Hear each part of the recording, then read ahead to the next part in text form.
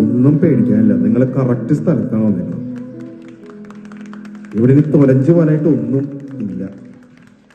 അതായത് അണ്ടപ്പെട്ട് സ്കൂളിൽ പഠിക്കുന്ന സമയത്ത് ഒരു ബന്ധുവിന്റെ ജ്യൂസ് കടയിൽ പാർട്ട് ടൈം ആയിട്ട് ജോലിക്ക് കടയിൽ. എന്താണ് നിനക്ക് ബോറടിച്ച? നിനക്ക് മാസാണ് വേണ്ടത്. മനത്തിൽ வீரடானு எதை முசுக்கி விட்டு நீ ஏன் சொல்ல தள்ளி போற? ஊர்ல இருக்கிற அம்மட்டு பயணங்களை முத்துப்பாண்டி மாதிரி ஆம்பளை பயணம் இருக்கு, நீ மட்டும் தூள்ற.